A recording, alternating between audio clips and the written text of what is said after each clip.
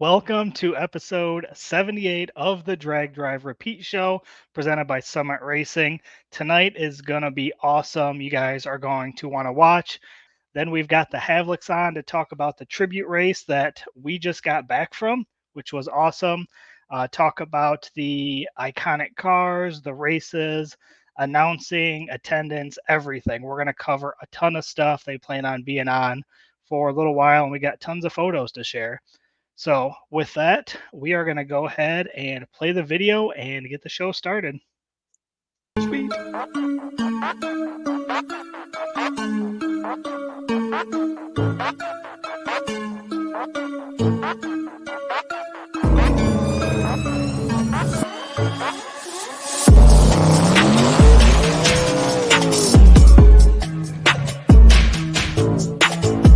We're going to pack things up and hit the road and try to make it the next day.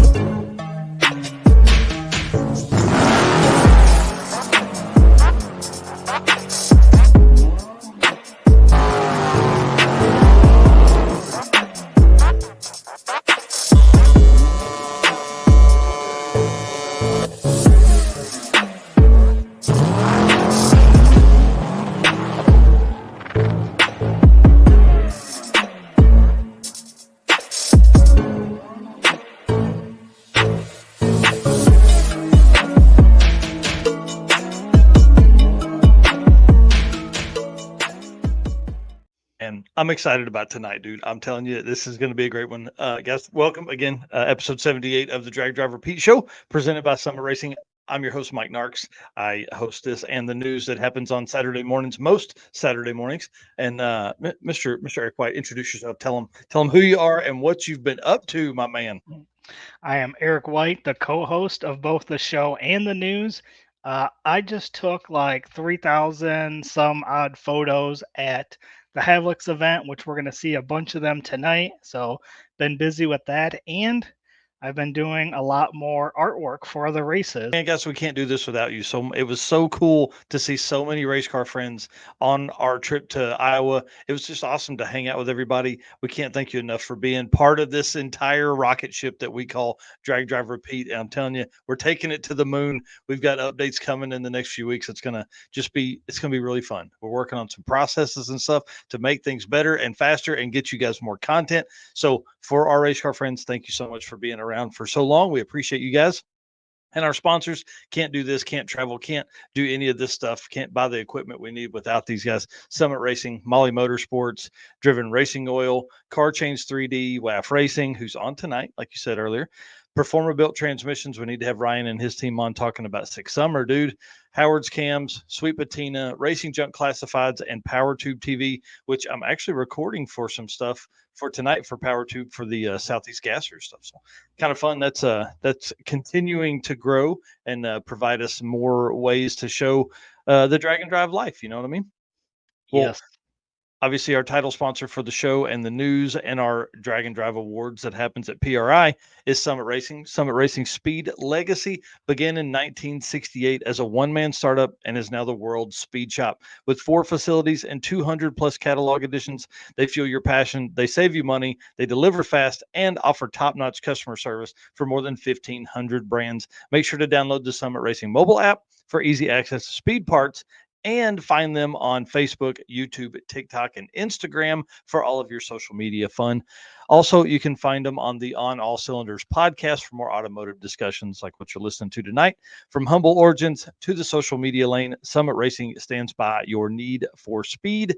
And if you haven't downloaded the app yet, you need to go to summitracing.com for all of your parts needs. Well, let's move on to the Molly Motorsports segment here and run through that because I know those guys are the Havliks are sitting in Bob Rieger's 57 right now. So we saw Eric obviously at the Fastest Streetcar Shootout. That was a lot of fun. Just randomly spotted that dude. Was like, well, I'm so glad he's here. So Eric is obviously our contact for Molly Motorsports, and again, one of the smartest folks we talk with. So I sent him an email asking about his experience and kind of, and this is what he had to say. He said, "I'm absolutely glad I went. I was a freshman in high school in 1992, so that area falls right into my formidable years when there was a hot rod or car craft tucked between every textbook."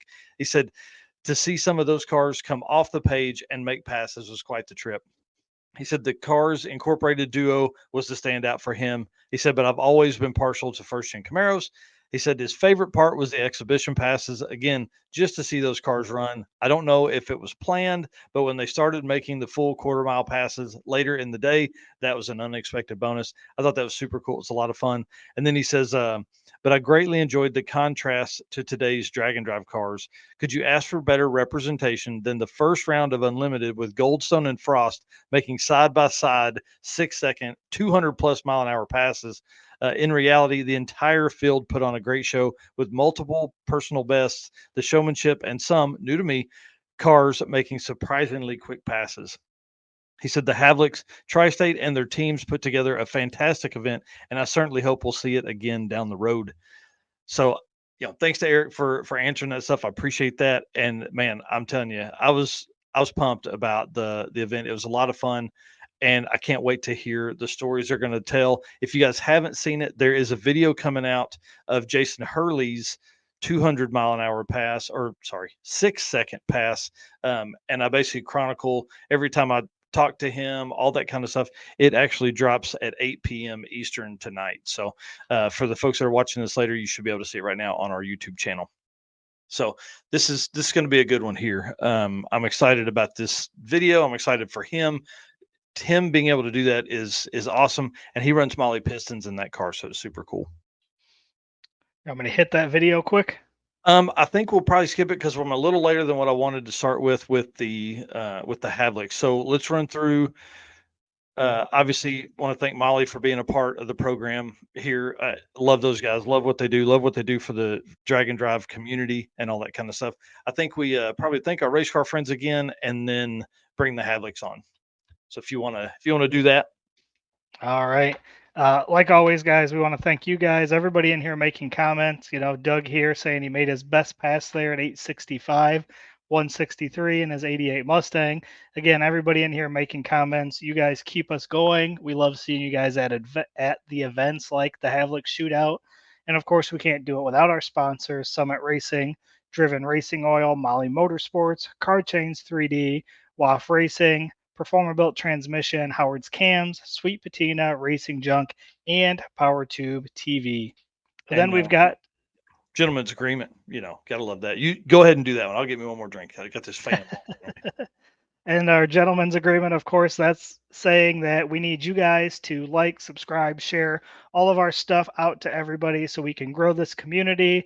The gentleman's agreement is if you guys do that, then we will continue to do shows, cover events, everything that we do. We will continue to do that. We just ask for you to do the likes, comments, share, subscribe, and all that good stuff for us. Yeah.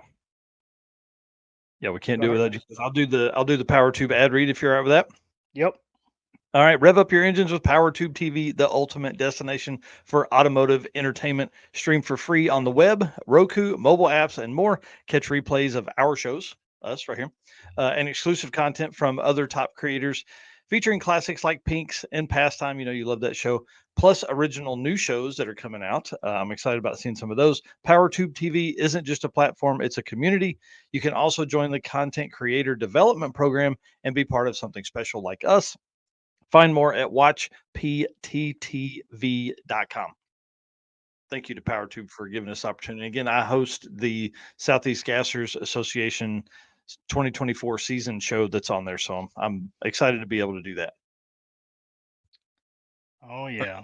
The Howard's Camp community segment. This obviously is one of our Luke B is one of our favorite people in all of the automotive aftermarket, and this segment really comes down to a lot of community notes. And I think the interview tonight or the conversation tonight, it's not even an interview, this is a conversation tonight with the Havliks is going to be a blast. So if you'll hit the intro video, we'll kick this thing off. Hello, ladies and gentlemen. Harris from the Monoxide Podcast. Real quick, Howard's Cams was founded as a racing cam manufacturer almost 80 years ago when Howard Johansson created Howard's Power and Racing Equipment in 1945. Howard's Cams has always used on-track experience to design the most powerful designs, and today they have an even greater group of experienced racers in circle track, drag racing, road race, mud bog, and marine. They use all this input plus the most advanced computer software to design the most competitive race-winning products. From pioneers in drag racing and oval track to cutting-edge marine development, Howard's Cams is at the forefront of the industry. So make sure to reach out to our friend, Luke B, for your next valve train upgrade. All right, dude. Thank you to Harris from Monoxide for doing that. And hey, behind the scenes, I've been working on some other folks to do some of the ad reads for us as well. So people don't just have to listen to our voice the whole time. There we go. Right. Well, let's move into some of this stuff here. I do want to talk before we bring them on. I want to talk about Bob Rieger's 57, and I want to play the quick video because it's probably going to make those dudes blush, and then we'll bring them on after that. So if you'll hit that video for us, we'll knock this out. All right. Hi, my name's Mike Hayden. I live in Fallbrook, California, which is on the north side of San Diego County. Oh, wow. That's a long trip coming here to Iowa. It was a long ride, 30 hours straight. We bonsaied up here to the Havliks place because they said, Mike, you need to have this car here, and we'll help you get it. And put it up on the rack, and I said, well, let's go. That's awesome. And we started working on it. And then Annette told me about the Havlik deal, and they're going to bring all these old cars. Go, Mike, you got to try. And I said, okay. So we worked really hard, sorted through everything, had kind of a game plan, but I called them and I realized I wasn't going to make it. I just couldn't. It was just too much to do. Every single thing needed redone. We started by painting the chassis because it was all beat up, and it was just kind of like a restoration. It was all apart, yeah. Yeah, totally. And then they called me and I want to thank you. This place is said, beautiful, man. I had a conversation with Brian, so much. and I told him I wasn't going to make it. And then he called me back in an hour. He said, Mike, if you get that car up here somehow with all the parts, we'll help you put it together. Oh, man. Even if you have to go back home and we have to do a lot of it here, we'll help you. We want that car here. And I went, son of a gun. Who would do that? Yeah. Who would do that? Packed up everything, 3 a.m. My wife and I left San Diego area, and we drove straight through to them. Frankly, I was worried about parking anywhere and getting the car stolen. I didn't want that to happen. How Hey, cool. here it is, running and driving, and I'm going to see if it'll do a burnout today.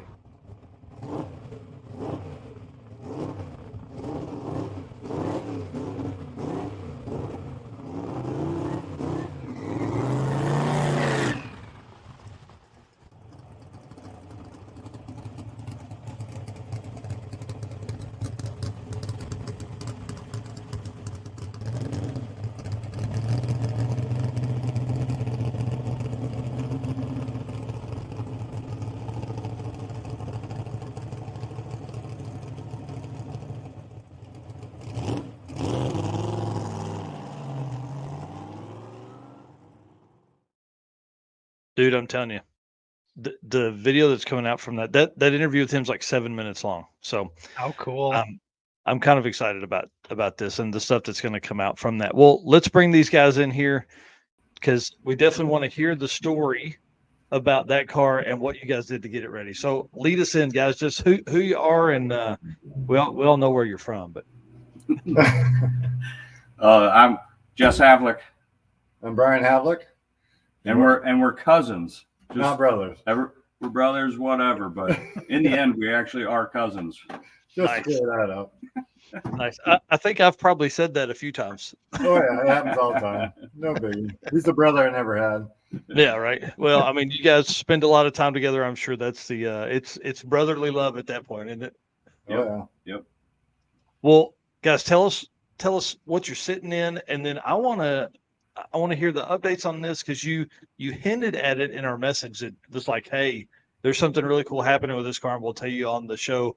And then I want to hear how this whole thing came about. Yeah. You want to start?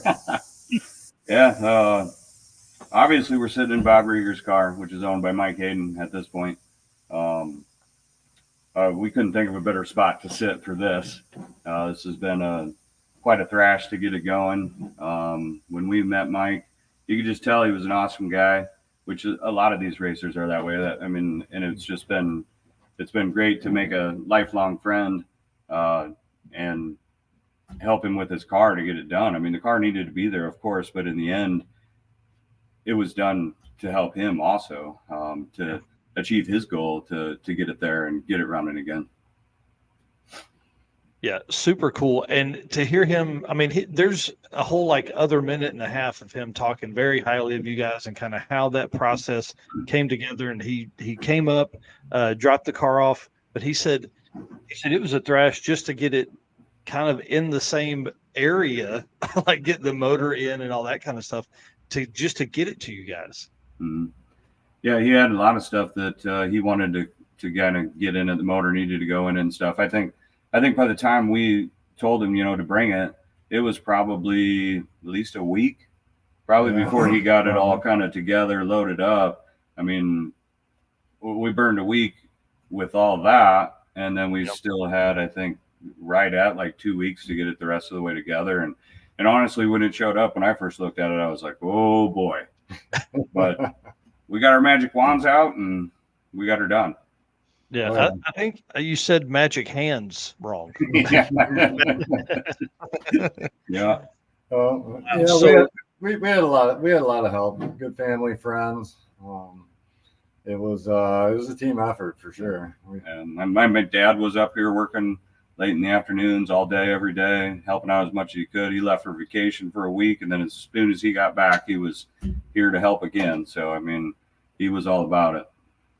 Yeah, that's pretty awesome to have that kind of thrash come through, because at the same time, you guys were thrashing on other stuff. Yeah. You're also putting on one of the biggest events of the year in the middle of all that. So walk us through some of that. And put Justice motor back on. In the middle of all of that. So yeah, I mean, planning the event, got my car back up and running, putting the 57 back together, dealing with just regular shop stuff, trying to keep up on all that stuff. I mean, it was, there was many days I don't remember what I did all day, because by the time you got home, you were just done and back at it by 6 o'clock in the morning again. 18 and 20-hour days there for most of them. Yeah. That's what I was going to ask, was what was the daytime? What were the times like? So what's next for Bob's car? Well, he wants to get it running like it used to be.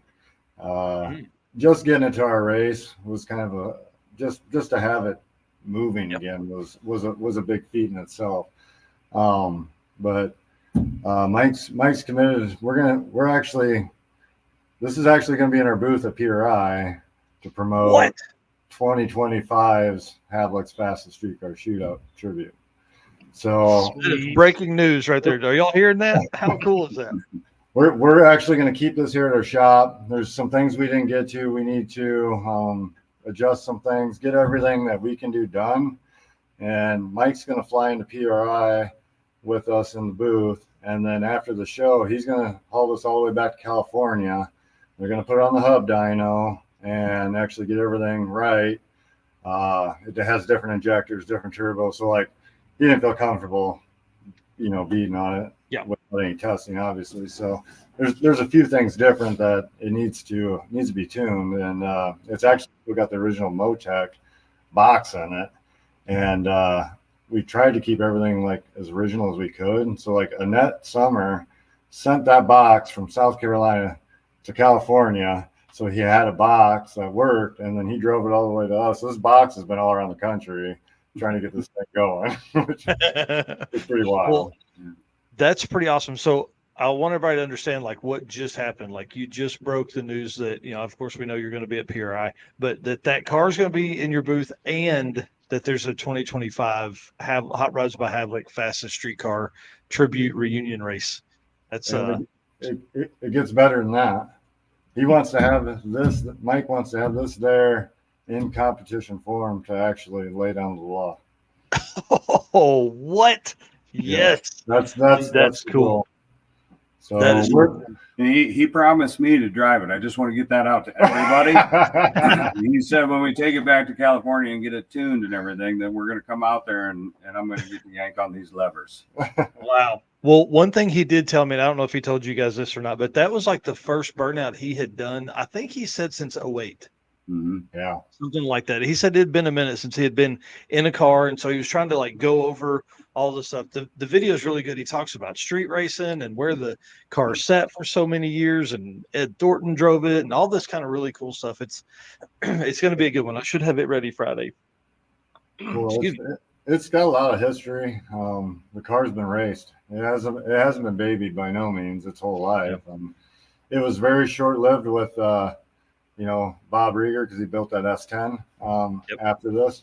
But I mean, Mike and his son raced this for a while. It's got a lot of special memories to Mike, and I think it was big to see this going again. I mean, like the radio, like we posted something on there about the car being back and it's coming out, and somebody commented on the post, and they're like, I remember he did this big burnout and then threw the doors open, and he's backing up with the radio crank bad to the bone on it and stuff, and the crowd just went wild. Well, Mike and his son used to work on this car with that radio and that CD stuck in there playing all the time. So like when we put that in there and it played, like I swear there was almost a tear there. Like it was pretty cool moment. I wish we would have caught it on camera, really. That's when Brian made that reel when it first came and we unloaded it, I mean, he just put that together, and I mean, that song just seemed fitting from what Brian said, and we had no idea that the Bad to the Bone whole theme was there, and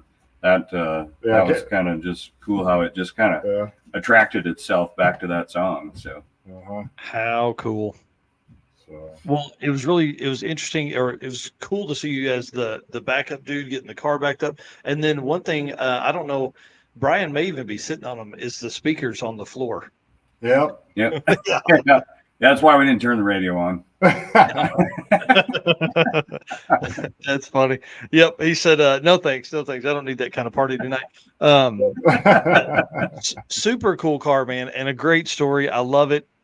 I think one thing that's great about this entire event is like I would say like my generation, I'm probably younger, obviously younger than a lot of the guys that were reading CarCraft. I mean, I was reading CarCraft and Hot Rod when these cars were out in the early 90s, but like I didn't turn 16 till the late 90s. So by then the movement was in full swing and some of these cars had kind of gone away, but it was all just magazine stuff. So to see all of that was really cool for me, but I can only imagine the guys that are 8 or 10 years older than me, like this was an event to end all events for them.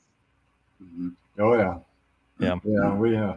I mean, that's how all this started for us. I mean, the videos from back in the day of, like when they first came out, that was like, we wore them VHS tapes out. And then as soon as we could get out of school, I mean, we were heading to the finals down in Memphis. I mean, we had no right to be there.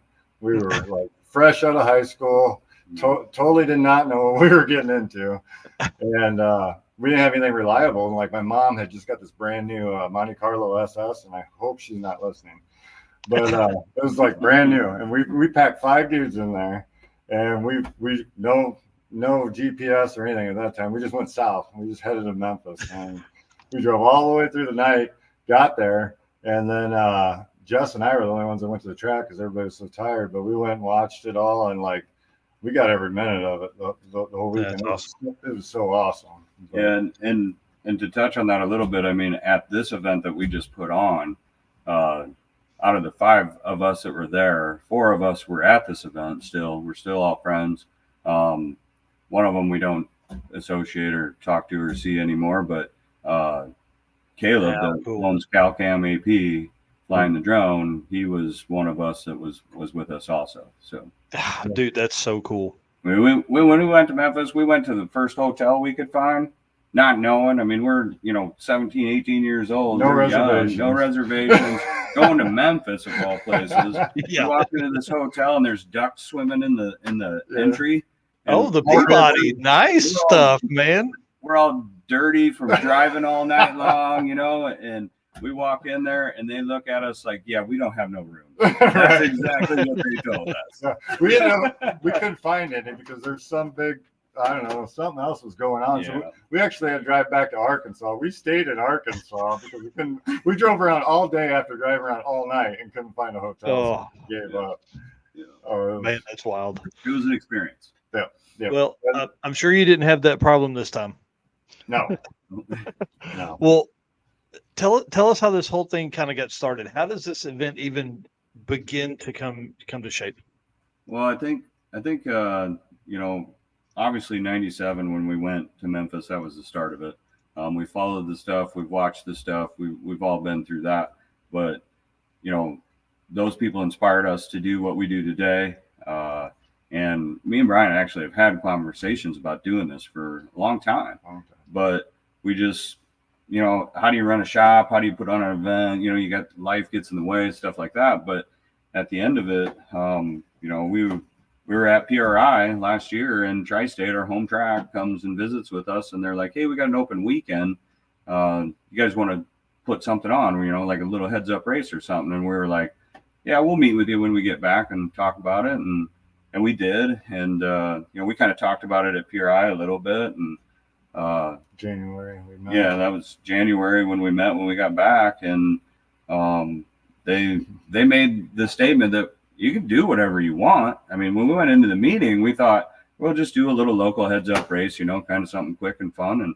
And but then they said, you can do whatever you want. Well, when you tell me and Brian that we can do whatever we want, you better look out, because by the time they walked out that door, we were already calling Alan Jean with Racetronics, and he's the one that runs the tribute page on Facebook. Fastest Streetcar tribute page. Yeah, and we called him, and the plans were already in motion at that point. We were giggling like little kids, like as soon as them guys left, like it's really gonna happen. Yeah. Well, and that's one of my questions was like, how does that brainstorm session go? Like obviously, you know, let's say it's Friday. I don't know what day it was when they came to you, but say it's Friday, you know, for the next 4 hours, that's all you talk about. Oh man, they want us to do an event. Okay, what are we going to do? Oh, I know what I want to do. Well, how do we get that? How do we do that? And, okay, Alan, hey, yeah, let's do, you know, I think that's what I enjoy the most is, I mean, I think figure it out.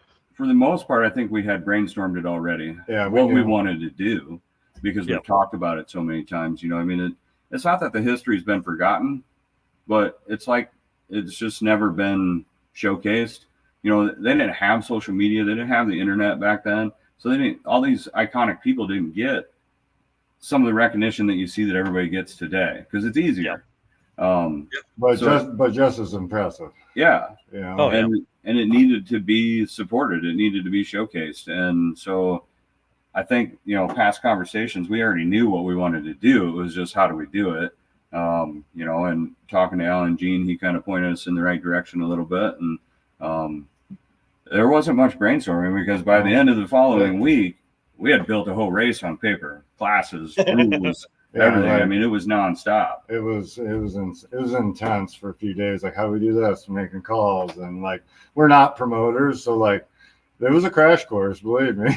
Yeah. Dude, I can't imagine this being your crash course. I mean, pretty much, you're talking February. February is when we really got it out there and got it going. So, I mean, you're talking 6 months to execute and put all this together, on top of rebuilding everything. You know, I mean, looking back now, we had our capes on, really. I mean, those Superman capes are out.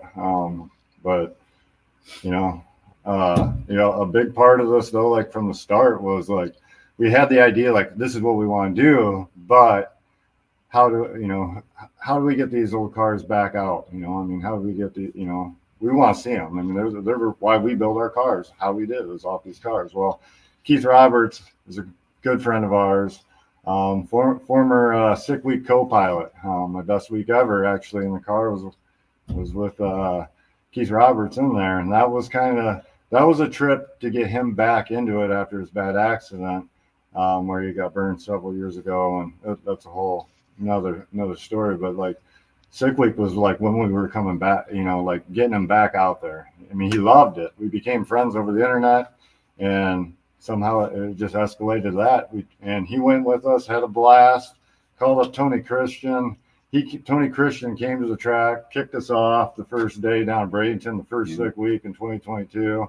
I mean, it was like, is this for real? Like, I mean, the Sick Week to begin with was like an awesome atmosphere, and then like to have Tony Christian come there and like, you know, he actually accused me. He's like, don't be able to hump my leg when Keith called him. I'm like, geez, he's a character. Like, man, I wish more people got to talk to him, because you never knew it was coming out of this guy's mouth. Like, it was hilarious. That's awesome.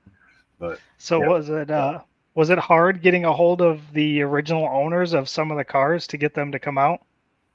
Yeah, I mean, to touch back on the Keith thing, we started with him.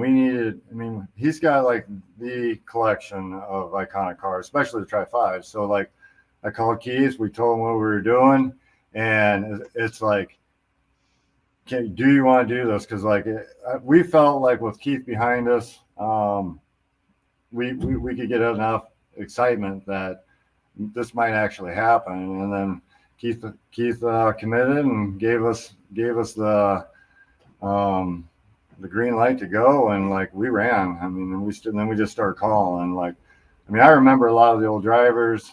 I mean, I searched Facebook, Racers Reach Racers. It spread like backwoods wildfire, like it did. I mean, across the country.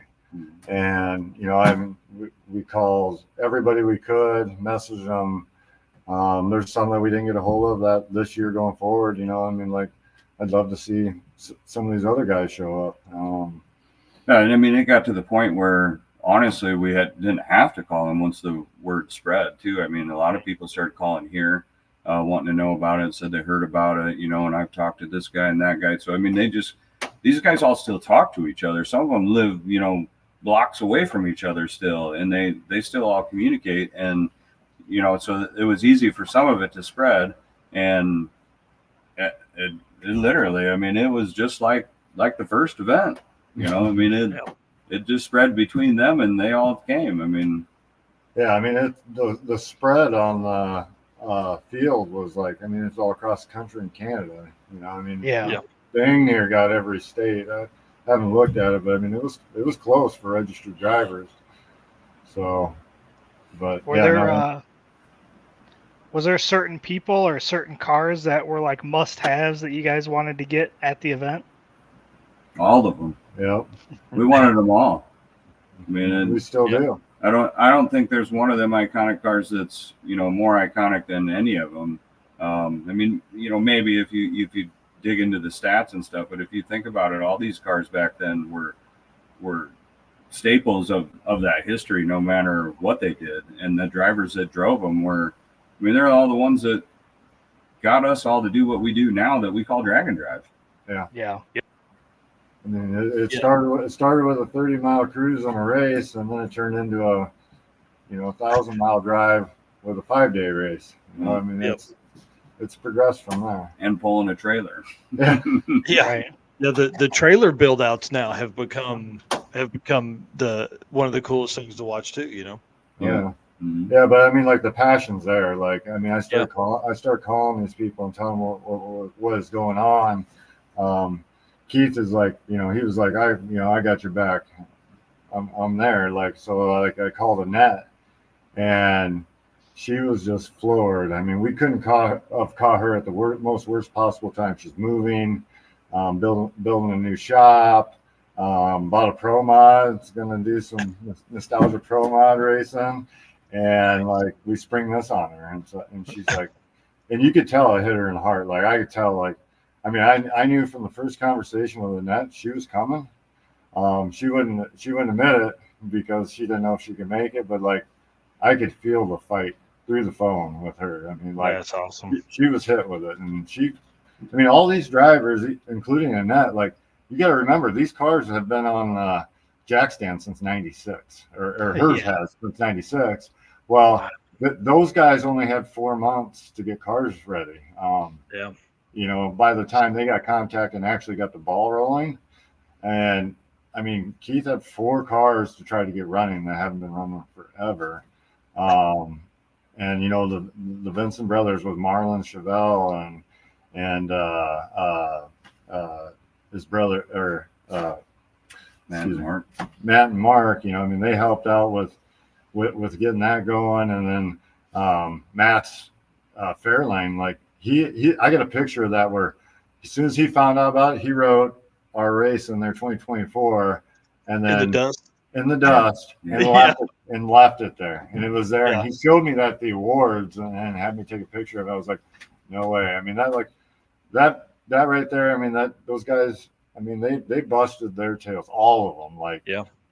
I mean, and they did that for our race, and you know, I mean, that's something special that we feel, you know, that it's pretty amazing that we can put something on and get everybody hyped up to where they're going to do whatever it takes to get this done and come to this little shop in Iowa that we call home. And, you know, I mean, we're nobody. Maybe we are to somebody, but at the end of the day, we're just two guys in Iowa that have a shop, and we decided to put on a race. And I mean, we can't thank all them enough for what they did. yeah, Because they made it. yeah. Well, one thing about Annette, there was a really cool, there's like several comments during the live stream or on Facebook, and people are like, that looks like Annette's Camaro, man, how cool. And then there'd be like 2 or 3 people in behind saying, that is Annette's Camaro. Yeah. So for you guys, is that really cool to you to have that feeling to know, like I mean, dude, 96, that's 30 years ago almost. Yeah. It's unreal. I mean, we're living our dream, working on the cars that we idolized as kids. I mean, I stood by this. I mean, this Rieger shirt back here, that's mine. I bought, must have been 99 in Joliet, standing right next to this car. And now I'm growing, you know, I'm older, and we worked on it and got it going. Yeah. You know, I mean, like, that's pretty big if that's like your passion, you know. I mean, like, that's pretty cool. Yeah, absolutely. Honored to be a part of it all. I mean, it's hard to put into words, really, you know. Well, I'd like to thank our race car friends real quick, and then I want to talk about getting Keith's cars together and what all you guys had to do for that. So hang on just with me just a second real quick. I guess I just want to say thanks to everybody that's out there. Please hit the share button while we're doing this. This is one of the coolest conversations we'll have probably all year and maybe this decade. I don't know. So obviously, thanks to the Havliks for being on here. Thank you for being our race car friends out there in the world. Hit the share button as we do this. And then also thank you to our sponsors for being such a big part of this program that we call Drag Drive Repeat, Summit Racing, Molly Motorsports, Driven Racing Oil, Car Change 3D, WAF Racing, Performer Built Transmissions, Howard's Cams, Sweet Patina, Racing Junk Classifieds, and Power 2. We couldn't do any of this stuff without them. So I want to say thanks to them as well. Okay, let's talk about Keith's cars, because dude, these things are like, give us the backstory of what all had to be done to these cars, because it looks to me like there's different style power plants in these. I mean, obviously one has a blower on it, and the others were nitrous cars, maybe. Yep. Yeah, Bertha 2's blowing alcohol. The other ones are nitrous cars, but nice. I mean, I don't even truly know the last time that most of them have run. To be honest with you, I know Bertha. Keith got Bertha running for me when we were down there here, I don't know, a year or 2 ago. So Bertha was up and running, but the other ones, and we haven't actually talked about what actually all went into that, because we just haven't had time. He hasn't had time, but he sent me pictures of the whole front end off of Scott Long's car, and you know, they're changing fuel lines, tires, I mean, pumps, and all kinds of stuff on 4 cars, and you know, I mean, I just to have him there was special, to see him drive down the track. I mean, you can't be hard on these guys, because Keith's father was in the hospital for 2 or 3 months of that whole ordeal, and his kids had just went to college, and all of them left him. Most of them left, and they're in college in Tennessee, and they were driving back and forth from Tennessee on the weekends to help him. And I mean, he got all 4 cars running in the last month and a half. Honestly, it was It was a a massive team effort. It was. Yeah. It was. Yeah, I can't imagine the thrash on one car and then to thrash on 4. Oh man. Yeah. Right. And then tell us how they got to the track, because that's another story in itself. Like, because I mean, obviously he doesn't have a 4-car hauler to haul these. Right.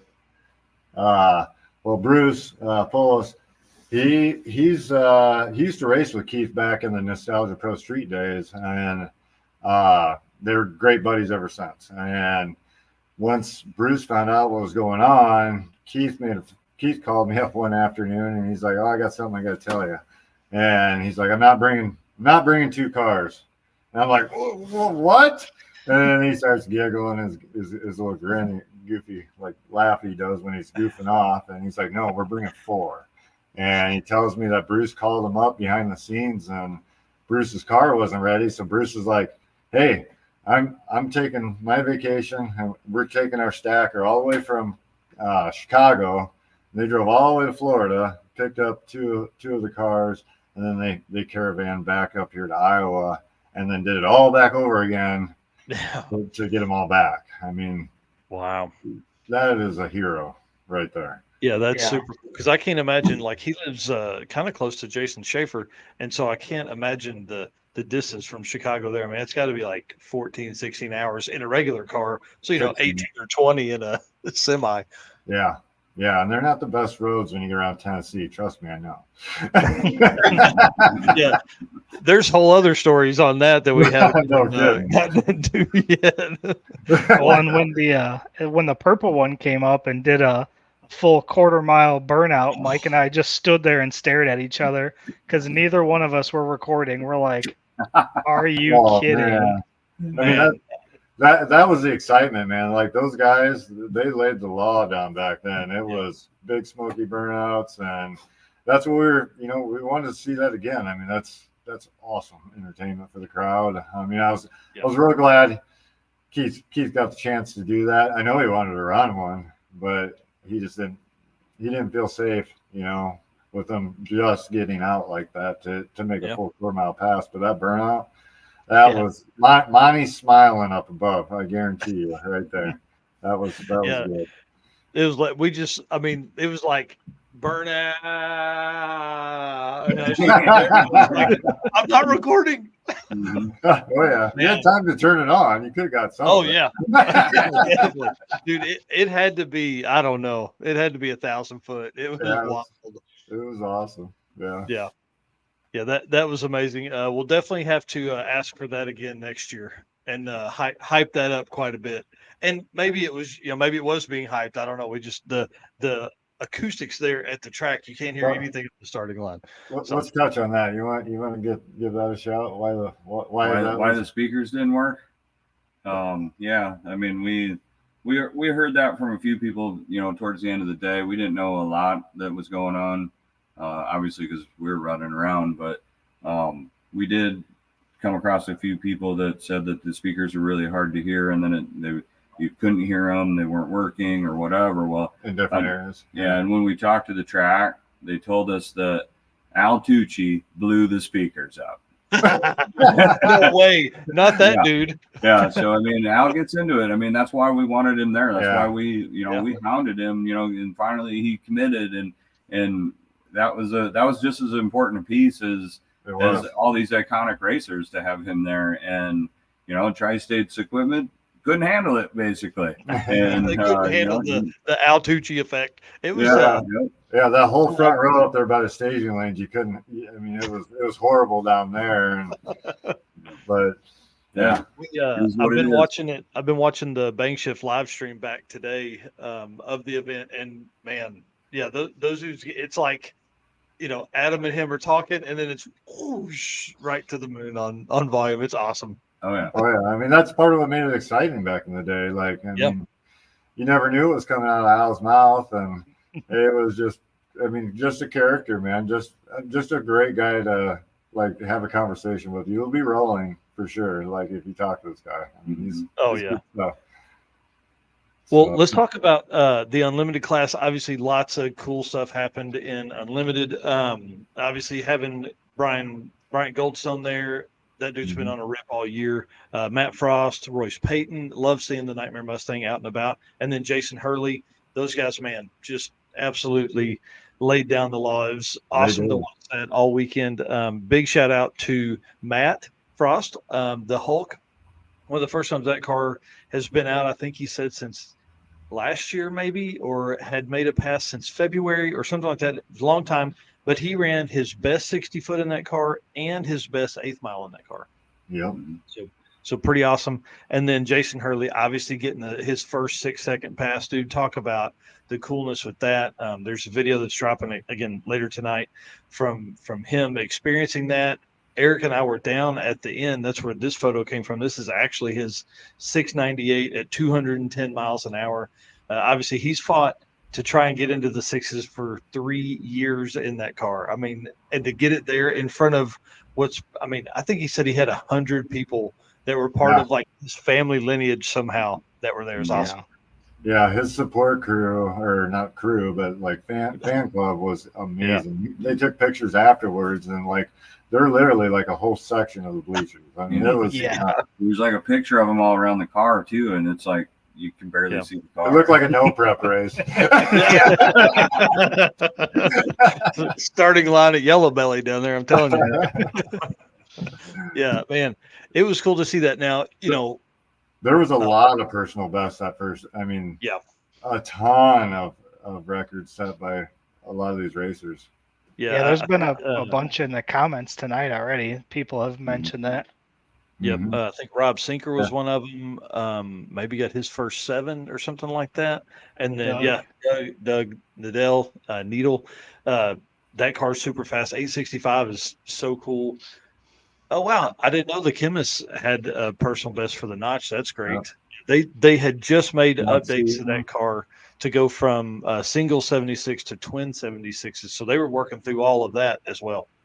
Yeah, no, I mean, it was a good day. I mean, beautiful weather, and you couldn't really ask for more, really. I mean, Tri-State did their job and got the track hooking. I mean, they had their work cut out for it. It was cold that night, so they started with a cold surface that morning. And, I mean, after that second prep there where they finally started getting some heat in there, and I mean, guys were just laying it out. It was awesome.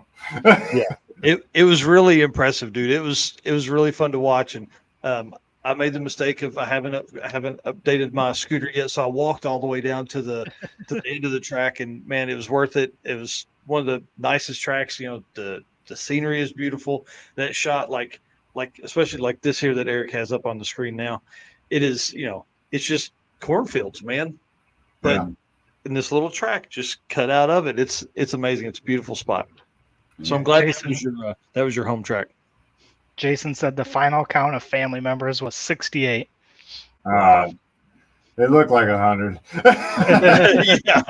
Yeah. He said, not sure how many friends were there, but I'm telling you, there was another 100 friends there. Just in the Rocky Mountain Race Week Colorado group over there, man. You had Tony Latimer. They had the white Camaro. They had Adam Crago was over there. Matt Frost was over there. Nico was there. I mean, there was a ton of people there. Yeah, there was quite a convoy that came from Colorado. Yeah, the Colorado guys were awesome. Yeah, I mean, Joe Barry was there. I don't know if you guys ran into him. Yeah. He was there wandering the pits, and I beat him up all year. I wanted Joe there because I knew a lot of his friends were going to be there. I mean, it was just right for him to be there, and I'm so glad he came. That's awesome. What was the comment you had there? Oh, go ahead, Brian. Well, while we're talking about Joe, since he was there, Joe came up to us, and he said he wanted to be the first one registered for next year. So that's your number one guy right there, Joe Barry. That's awesome. Nice. We're gonna call Rieger's car number 2. So which is ironic because like Joe Barry's car and this car were built down at Bickle next to each other at the same time. Oh, wow. Cool. There's a lot of history between those two cars that is pretty cool too. So that's awesome. But all right, sorry, I got you off track. No, that's all right. No, dude, hey, this whole thing's gonna be off track all night long. The Tracks. questions, I sent over a whole bunch of stuff earlier to these guys, and I was just like, mainly this is so I can keep up with what I need to ask. Trackside Media says, "Do we want to talk about how Jesse blew the tires off the car and still won?" Yeah, we can. Yeah, let's beat up on Brian now. I was just trying to keep it interesting. You know, we set out to have a heads up race, and I honestly, you know, between me and him, it don't matter who wins. But at the end of the day, that was a perfect example of heads up racing. It doesn't get any better than that. You know, it's not over till it's over. You know, and if you don't give up and you fight till the end, you never know what's going to happen. Mm-hmm. Yeah. A lot of people were confused because like Tri-State's normally like a bracket racing track, so everybody's used to brackets running their numbers. Well, they're like, well, how did Jess beat you if you ran faster? You know, because I blew by him at 170 mile an hour. Yeah. I was like, man, I was like, I got him. And then like if there was a photo line finish, man, to me it looked like nothing. I mean, I swear to God he didn't win, but like he blew by me. Like, Jesse's throttle position sensor's like 105%. I'm pretty sure there's a dent in my firewall. I'm pushing on the pedal because I was once I got it to stick. I mean, I was coming, and I could tell I was coming, but I didn't know. And then all of a sudden, it just we switched, and he was behind me. That's awesome.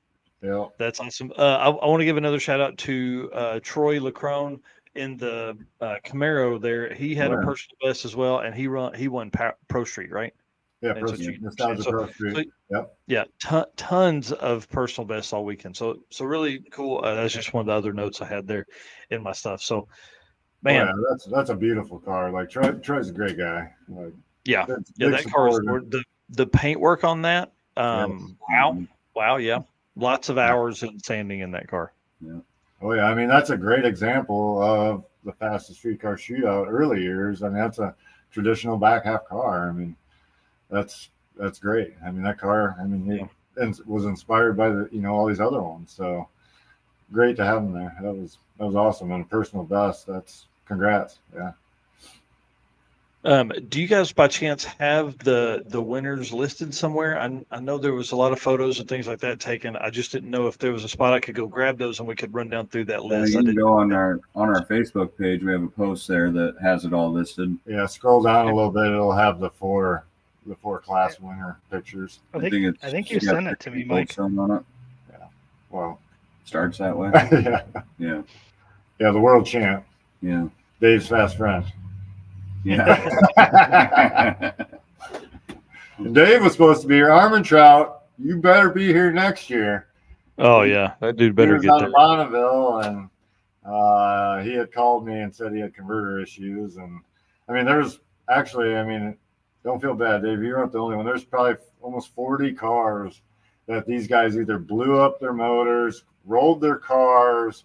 I mean, like these guys were taking it seriously, trying to get stuff ready to come to let it hang out. And unfortunately, like a lot of them, there's quite a few like awesome cars that didn't make it just because of the one thing or another. But like these guys were trying. Frank Romano, he said he hurt the motor the weekend before testing. And that Jamon Hogg, is it Han? Jamon down in Home Record Motorsports, like he blew up the supercharger the weekend before testing, and then couldn't get another one. I mean, there was a ton of that stuff, which is unfortunate, but still had a great show. But next year, hopefully everybody's going to be a little bit more ready. I mean, we sprung this on everybody early, so it was a thrash for everybody to make it there. So. Right. Well, let's run through these winners real quick and kind of talk a little bit about them. Your post on Facebook, I found it says, "Congratulations to all the winners of the first annual Havliks Fastest Streetcar Shootout and Tribute Race this past weekend. All first place racers received the NHRA Wally." I don't think we talked about that much at all.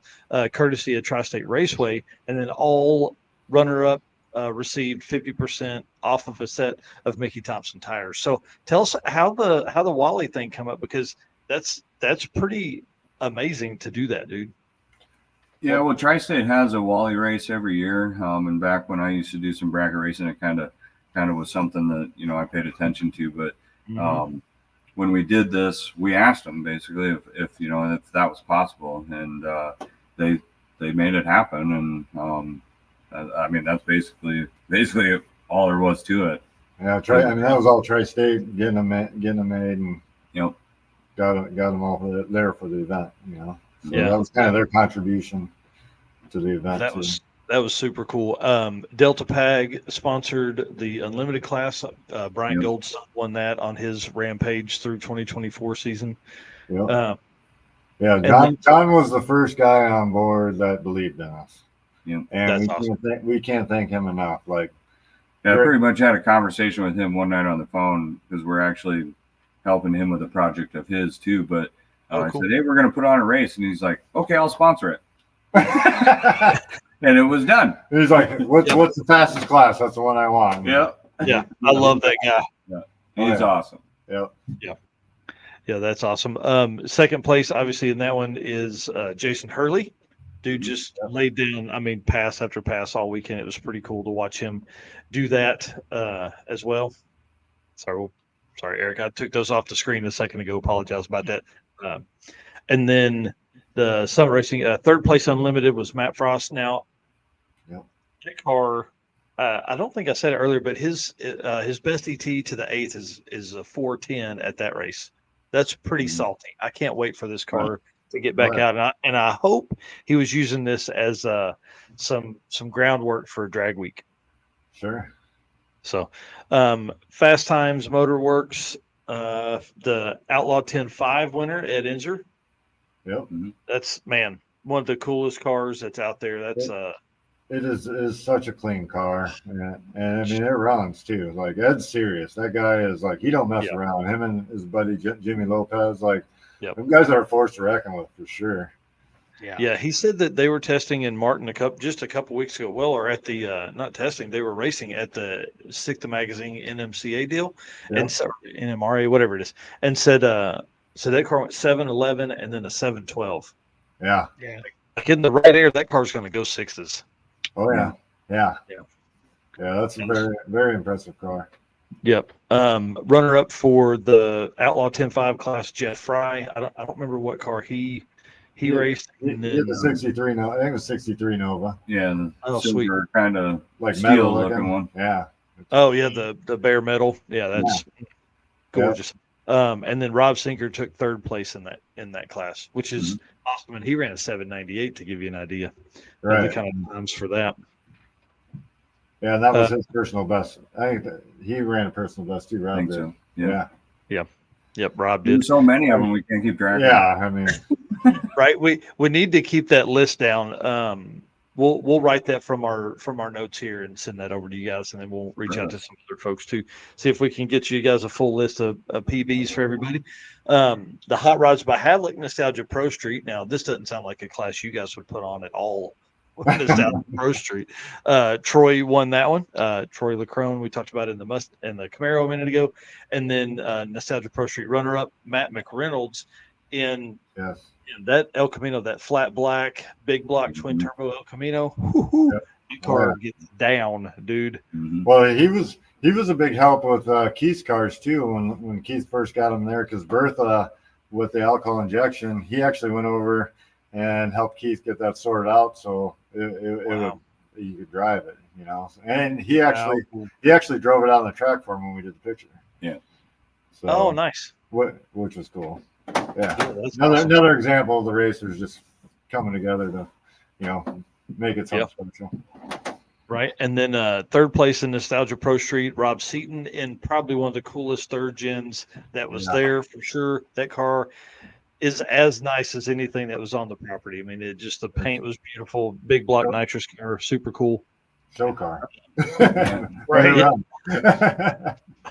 Yeah. Super Street, Racetronic Super Street is winner Mike Kimmis. Love the Kimmises, Mike and Marlena. I saw Marlena in here making comments earlier in what is most likely my favorite Fox body to have ever been built. This car just sits absolutely perfect. And again, we talked about them running a personal best. That car went 821. Yeah. Crazy fast out of that car. Go from 860s to 820s. Pretty awesome. But they doubled the turbo size. Runner up in that class, Keith Lanker.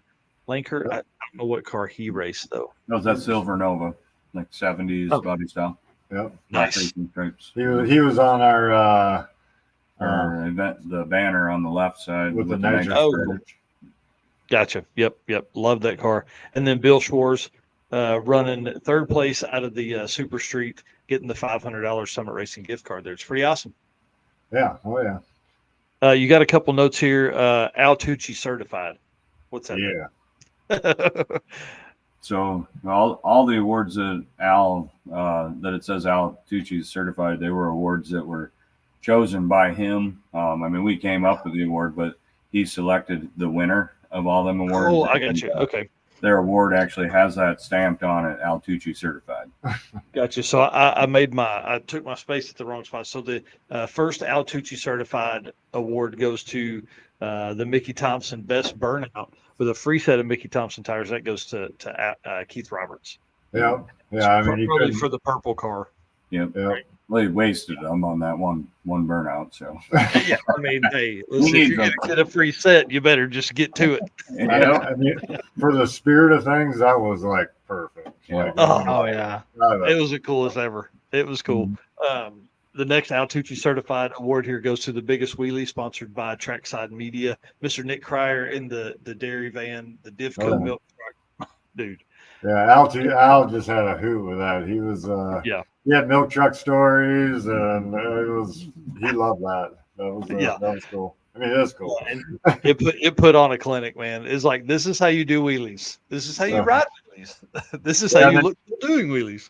Yeah, he actually raced one of our local competitors. That's a longtime race friend of ours, Matt, in his that 63 wagon, and the picture with both of them up, that was really cool. Yep. Yeah, I can't wait to get back into some of my videos. I think I got that on camera. So my plan for our footage from us, Eric has edited about a third of the photos he has, maybe almost half. No, and not even close. Not even close. And he's posting those up. And then I'm going to do one big long video. And Eric and I will kind of narrate over it and things like that. But it's going to be, I don't know. I took 386 videos with the big camera, so we should have content for days. Last year, Competition Carburation sponsored the Fastest ET, which went to Bryant Goldstone, and then WFO sponsored the Fastest Mile an Hour, which also went to Bryant Goldstone. I think he ran like 227 or something like that. 227, I think, is the fast one. But ran down into the 640s. I mean, that's pretty salty. It is. It Yep. is. I mean, he's been killing it. That guy's they got a great program, good team. Him, Brian Robbins. These guys are they're gonna be hard to stop. I mean, they're on a run. And one thing that was cool, I mean, some people know whatever, but Brian Robbins, he's a big NMCA guy from some of the earlier years too, and he actually went over and was helping, a local Iowa guy try to sort out his actually Drake Boyer that helped us for a while. That was cool to see him go over there and help Drake get it sorted out so he can make some passes. I mean, that was really cool to see. Yeah. Was that this one? Yep. That's Drake. Yeah. Yeah, that's right. Yeah, that car, somebody said that car wouldn't even get up on the two-step when they pulled in. Yeah. And I mean, obviously they got it working because that car made a great pass. I don't remember what it ran, but it looked good going down and it sounded great up on the two-step. Yeah. Yeah. No, that was cool to see, Another personal best here on the Monty 781 at 178. Nice. Car back halves. Yeah. Mm-hmm. Yeah. Wow. That's cool. Well, let's kind of switch gears just a little bit. I want to talk about you talked earlier about the hype that this brought. And obviously when Eric and I think about hype, we think social media stuff. I want to talk about how you handled social media and then how many pieces of content you think you put out. Well, I'll just say Brian was the one in charge of that. And where I was busy with everything else. But he killed it. I mean, getting it out there, getting it in front of people. I mean, that's a ton of work, and I'm not gonna lie. I'm the first one to admit that I don't like doing that part. But that's what makes us a good team, though. I mean, I can handle all the other stuff that comes along with organizing the event and making sure all that stuff's in place and making phone calls and doing all that part. While I mean, he's got just as much time in the social media stuff. You guys know how much that time that takes. Yeah. And I mean, he did killer, so I'll let him have that one. Yeah, I just say I'm the monkey with the phone and Jess does all the important stuff. But yeah, no, I mean, honestly, it was, I tried, for a while, I tried to do it every day and tried to keep up. And then everybody was just going nuts. And like, I mean, every night you could tell where the time zones were. So like I get all these calls from the East Coast and then it would be Central. And then of course, Matt Paris, he's been great through all this, very supportive, but like heard from him a bunch, you could tell, there's just like this time, like, I bet you Matt's going to call tonight. Yeah, but it was a lot of work. Lots of like research, just finding people. I tried to contact everybody, personally, whether it be messenger, calling. A lot of these, older car guys, they don't do social media. So like, I mean, you had to use the phone. It was like old school, and which was fun because like, I mean, there was a night I talked to Annette to like for like almost 4 hours. Like we just got wrapped up in like a passionate like story session, and she got my story and I got her story. Like I mean, we made a connection that night probably for sure. Like she's a fighter. But like just calling all of them. I mean, Jeff Atkins with the Cars Inc. cars. That guy was, I mean, great help. He was actually trying to get Mark Tate's car ready, or the gentleman that owned it. He was trying to buy it, and then he was going to try to get ready to bring our race, but the deal never went down. And Jeff's, I mean, those two cars that he's got were beautiful and like awesome to have there because they were ready to run and they put up a great show. Just like Randy Lambert and Mike Thompson. Like I didn't get enough time talking to them gentlemen. It's unfortunately just because, I mean, I was literally on the phone either working on social media or talking to these people till I fell asleep at night. Like just couldn't go anymore. Like midnight, whatever. And there were a lot of times where like, I mean, I'm not gonna lie, we were like two little school kids, all giddy about it because when it all first started off, I mean, there was, people were emailing us and I was dealing with some of the email stuff. So there'd be times that he's like, I'm going to go home tonight because I'm going to need to call this person, this person, this person. And then I'm just waiting for him to text me to say that he's done talking to people or, or he's got some news because I don't want to interrupt him because I'm getting emails on my phone at home and I'm thinking, oh, this guy wants to come, and we're just waiting. And then we'd collaborate at 11 o'clock at night, and then you can't go to sleep because you're just so excited, and it's like, this is awesome. All these people want to come, and it just the quality of cars and the guys that, committed right out of the gate. I mean, that gave us the confidence to like, we are doing the right thing. And we sent it the best we could and the time allowed.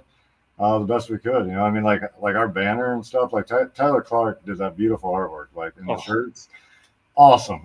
Like, but we wanted to do that banner for the backdrop. Well, we worked with a few different design places. Couldn't get anything other than like a generic green and blue sky, green grass, and the cars on there. And it was just like, are you for real? Like, I mean, like literally I just stopped, got my iPhone out and I'm going this app to this app to this app to this app. And like, I actually made something that looked very similar to that with the artwork from Tyler, but did all the background stuff, but we couldn't get the resolution to the point where they could print it.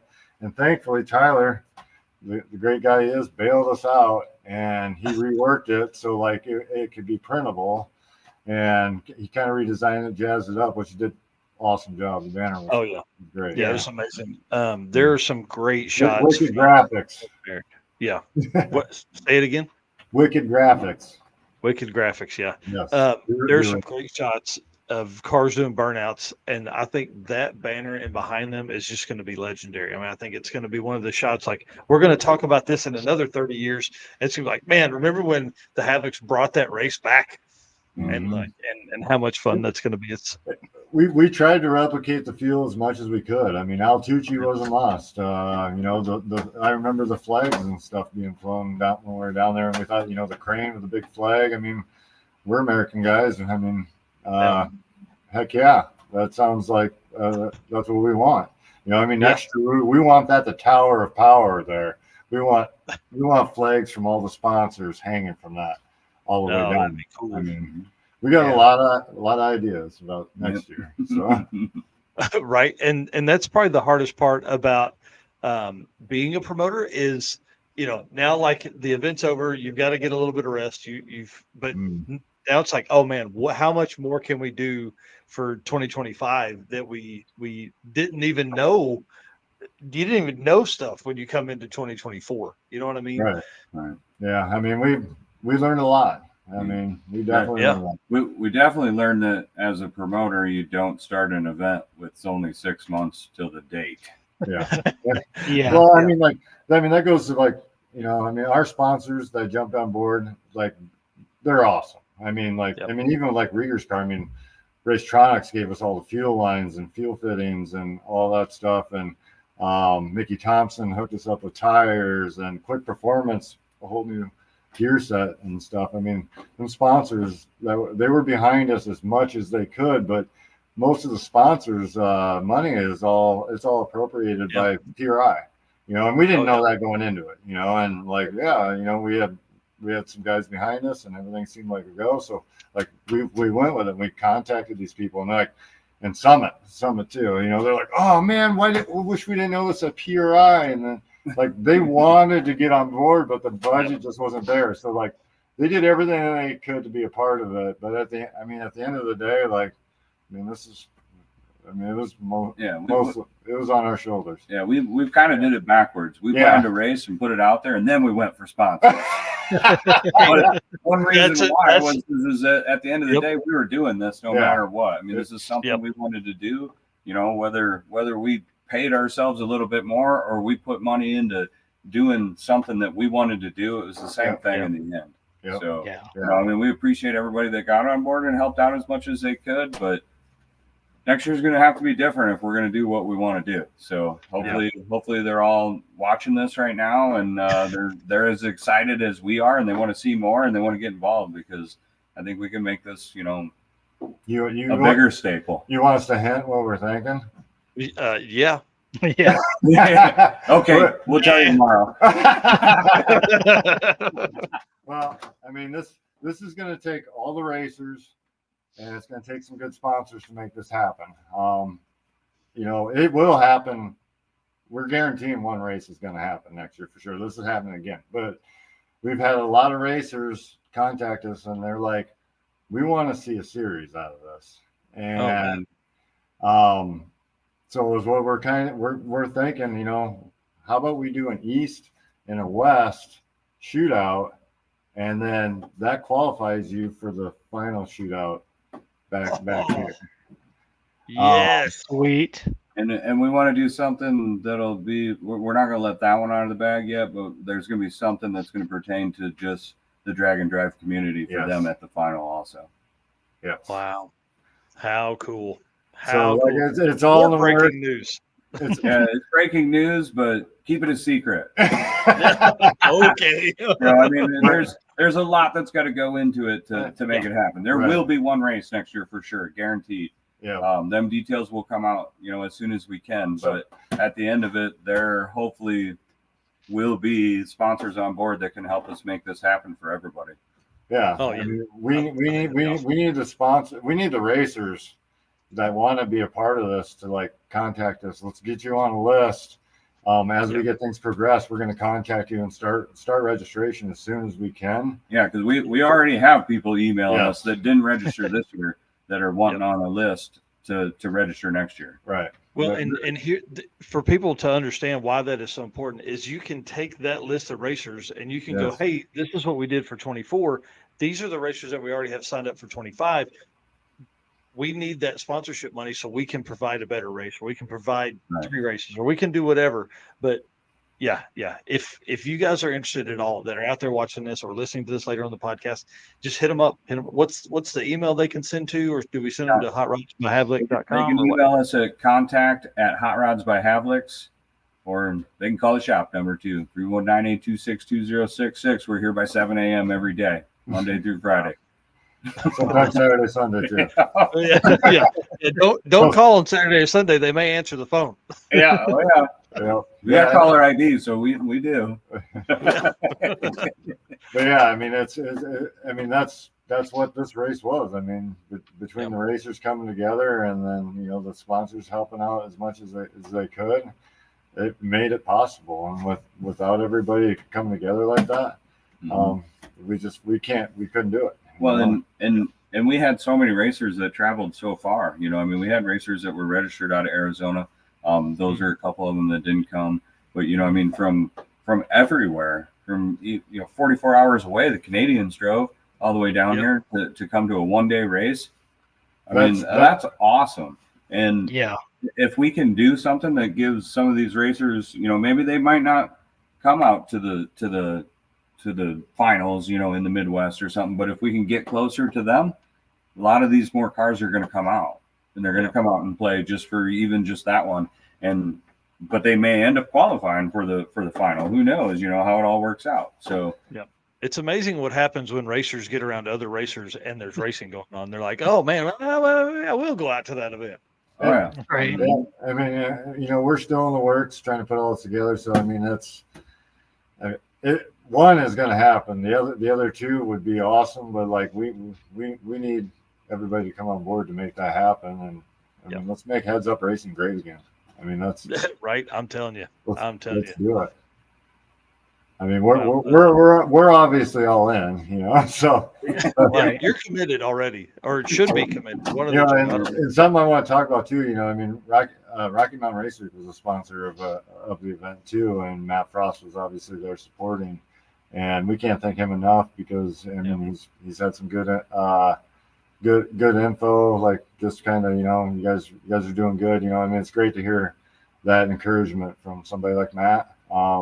We really set up our race to run like kind of how Matt does his, you know. I mean, Matt is in there, he's making sure the racers are right, and I mean, like that was kind of like he's personal about it, you know, and that's what we all want that.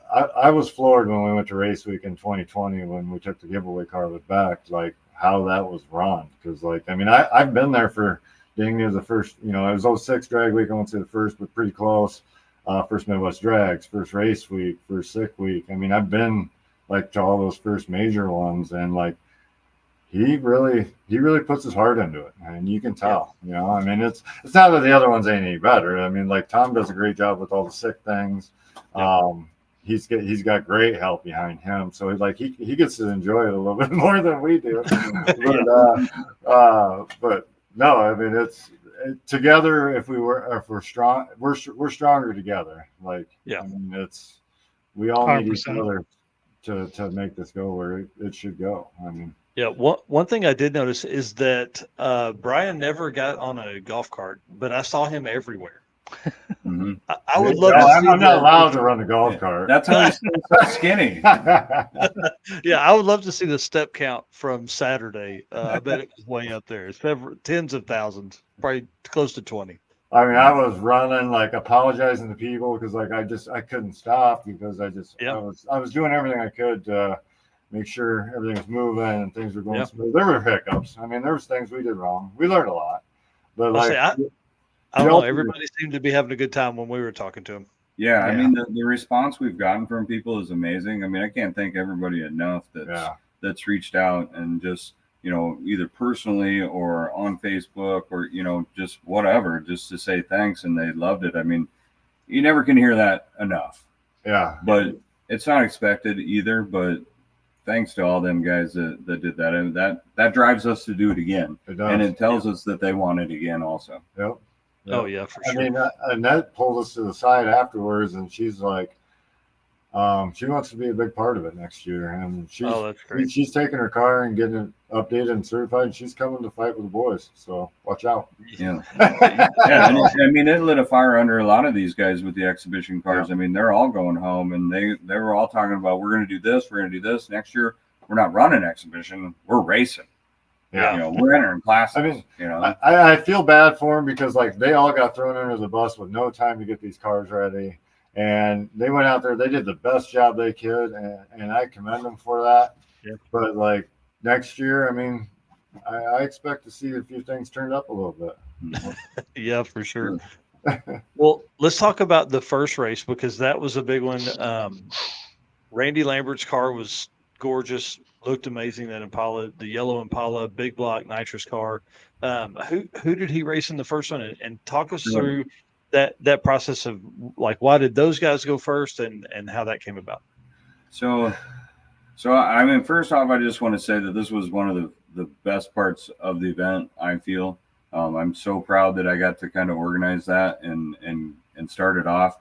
You know, Randy Lambert was one of the originals. I mean, he wrote the rules for Super Street with David Freiberger. You know, I mean, they on paper too, and he still has copies of it. I'm hoping one day he'll let me touch it so that I can, you know, kind of read through it. But you know, when we thought about it, I mean, there's things with these guys that we will never be able to ever replace, enjoy like they did because they got to do it from the beginning. And he was one of the originals. His best buddy is Mike Thompson. They've raced together forever. That was the orange Chevelle. He did the big straight up wheelie back in the I mean that car's had the frame rails replaced in it because it's done such massive wheelies that it just bends it up. And you know, I mean that those two guys, you know, are iconic racers that started some of this, you know, from day one. And I just felt like those two should be starting it off. And you know, Mike Hayden, we asked him to say prayer. He was all about it. I mean, he was, you know, ecstatic that he was getting able to do that. So, you know, was setting up the prayer. And then Jeff Wright, long time friend, used to work with him years ago and just have always been a good friend. He's always been supportive of what we do here. And I mean, I can't thank him enough for coming out there and putting his voice on the line to sing what, you know, is one of the greatest songs in the world. And to belt it out like he did and to have them guys in the burnout box ready to go. You know, my wife was in the tower waiting for me to give her the signal to tell them to start. I mean, it was orchestrated and I mean, it was so fun. It was so awesome. I mean, I couldn't have gotten to do something different that would have made me more happy that day than to be the prayer of the anthem to the first race of lighting them babies up and letting it go. You know, I mean, and they did. I mean, they ran a quarter mile. They were ready to go. I mean, they were pumped about it too. Cause like I emailed them both before the event. And I'm like, hey, would you guys be willing to do this? And you would have thought they were both sitting at their computer just waiting. And it was like, boom, yes. I mean, they were ready. So that was awesome. Yeah, I mean, they came to throw down. Like Randy's like, I don't know, I don't even want no passes. He just sent it, you know, just like he used to. I mean, that is cool. And they both entered classes too. Yeah. Yeah. Originally, It was awesome. I truly believe the first race to start an event like that is always that's what's going to set the level, right? So you got to have a little bit. They got to kind of be buddies or rivals, one of the two, and you got to have some hype built around it. And I think you guys did a great job on that. It was an amazing event all around. Yeah, thanks. It was from the heart. Yeah, I mean, this was actually a very, very emotional race for a lot of people. There were so many people that they knew each other and they still talked to each other, but they hadn't been all in the same place for a long time. Around these cars, you know, reliving what they lived, you know, I mean, that's all they did back then. I mean, they raced and, you know, all that time they spent together and then now they reunited again. I mean, it was emotional for us. I mean, to be the ones that said that we got to put this race on for everybody. and bring them back together. And I don't know how to explain it except I mean, Al Tucci was crying at the award ceremony. I mean, when's the last time you've been to a drag race and somebody's crying at the awards? I don't know. That's awesome. Happened, but you know, it was that emotional. Yeah. For a lot. I mean, it's tough to think about some of the things that went on, and it's like, I mean, I don't know. It hit me totally different than what I was expecting. Yeah. There was a lot of good things happening there that day. Yeah, for sure. That's amazing. Well, we've talked about a ton of stuff tonight. The one last question I do have is, what, as promoters now, as successful event promoters, what are some tips that you would give to other up and coming promoters that want to host events? All right, we're not promoters. We're just race fans that love this. Yeah, we're racers putting on a race for racers. Yeah.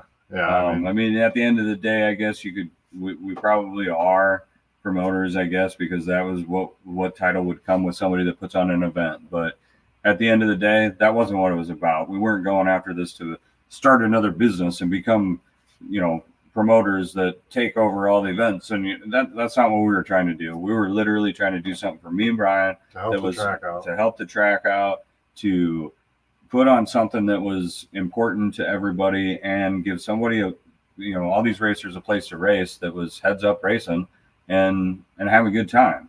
Now, is it going to grow into something that hopefully is bigger? Yeah, we hope it does. I mean, from the interest we got back. So I guess, we're moving into being promoters and fabricators. I mean, our job title is like social media fabricator. I mean, we're at the end of the day, we're still just Jess and Brian. Yep. But to go back to the pointers, don't start a race and expect to do it in 6 months. Yeah. That's first thing, don't do. And do your research on everything you should be doing. And get sponsors before the race. Yep. Sponsors before the race would be good too. That's always good. What else? There's you can't overplan. Just had 58 people on hand to help out that day because we were paranoid. We didn't know what was going to happen, and Jess is always prepared. Yeah. So and 58 of them people, I mean, out of all them 58 was probably only a couple of them were friends, which we consider them family. The rest of them were family. I mean, from both sides of our family to everybody being there to help. I mean, we had to turn people away because it was getting to the point that it was like, okay, this is getting expensive to buy everybody a staff shirt and stuff like that, But, we were going to do it if we had to. But at the end of the day, we had more than enough help. But, I mean, with that family there, I mean, they needed to be there too. They were just as important to being there, supporting us, seeing what we're doing, getting a taste of that. And we couldn't have done it without them either. Yeah. That's awesome. We're still learning. Yeah. Oh yeah. And I mean, listen, if you don't, the funny thing is, as time goes on and you begin to watch these videos and see these photos and all the stuff that comes out, you'll be like, oh yeah. Like our Circuit 2025 notes are already almost double what the Circuit 2024 notes pays was. Mm-hmm. You know what I mean? Yeah. Oh yeah. A person here would be great. A person there would be great. If we did it like this, it'd be even better. One thing I wished about all this, there was so many good thrashes and like the effort. Thomas Healy? Is that how you say his last name with the blue Chevy 2 with the flames on it? I mean, that's a car from back in the day. Like that guy was sending me updates, just murdering it. And I mean, awesome. If somebody would have got some of the hero stories that happened, there's so many of them. I wish we had time that we could talk about it. But I mean, that's the only unfortunate thing that kind of got missed on this deal. That I wanted to get out there, just I couldn't. I tried what I could when I could, but I didn't get enough of the heroes out there that were really out there. Unfortunately, there's just not enough time in the day. Mm-hmm. Right. Even though we're the home of the 27-hour workday, we could use a couple more. Right. That's awesome. Well, y'all listen. Stay with us. I want to talk backstage, but Eric and I are gonna shut the show down. Again, Thank you so much for coming on tonight. Thanks for having us. everybody hasn't already followed Hot Rods by Havliks, please do that. It just helps them bridge that gap, get more people out there in the world to know who they are, but also to know about this race. I mean, this is a turning point in cool car culture for sure. Yes. And I appreciate you guys doing that. Yeah. Thank you. Thanks for having us on. We greatly appreciate it. Thanks to everybody else that tuned in and watched us. Yeah, for sure. Anytime there's some news or updates or anything like that, please, we'll bring, even if it's for 5 minutes, we'll bring you on and we'll update some stuff. I think there's so many people that are in the world that are going to be coming for this event that they're going to be watching everything they possibly can. Dude, what a fun night. Oh my gosh, man. How crazy is that? I mean, it was almost as much fun as being at the event itself. I mean, the event was incredible. Hearing their stories were incredible. It was a good time. Well, and to know now we know kind of how it all came about, and to know they did that in 6 months. I mean, that's crazy town. Yeah, impressive. Yeah, the track may come to you and go, "Hey, we got this weekend," but dude, that literally that 42 seconds is the shortest, most chaotic moment ever. And then you take it and turn it into one of the best events that we'll see this year. I'm glad we both went. It was really amazing to see that, and we're going to look back on that and be like, man, we were there. Right. Yeah. Yep. Absolutely. It's going to be really fun. Yeah. 386 big camera videos. I got 400 pictures and videos on my phone. I mean, Eric took 3,100. Yeah. Yeah. So, I mean, I hope the cool thing about the documentation for that side of stuff nowadays is going to be how much bigger is that going to help make it, in the coming months or in the coming years, as you go along there. Because, Trackside Media, I mean, they did a great job. 3,000 pictures. There are tons of videos that they took at the event. And, obviously the official media sponsor for the whole event, they did a great job. So, guys, let's send this thing out. I want to talk to those guys for just a few minutes, and then we'll get to it. Guys, we can't say thank you enough. Thank you for being our race car friends. Race car friends to us are what we've talked about all night long. It's we work hard trying to bring all these stories and all this stuff to you guys, and then we want to put it in your lap and share it for us. We appreciate that. It really makes a big difference when I'm working late and Eric's working late, and Eric's got a full-time job and a family and all that stuff. And when we end up, coming in here in this room and talking for 2 hours with folks and spend 6 or 8 hours writing this show for this, you guys make the biggest difference. So thank you to all of our race car friends that are out there. If you haven't done it yet, subscribe to the channel, follow wherever you're watching us right here, and help us grow. We're almost at 100,000 followers or subscribers or whatever across all of our channels. We're so close. We'd appreciate you guys getting us there. It's just a steady little climb that we got going on.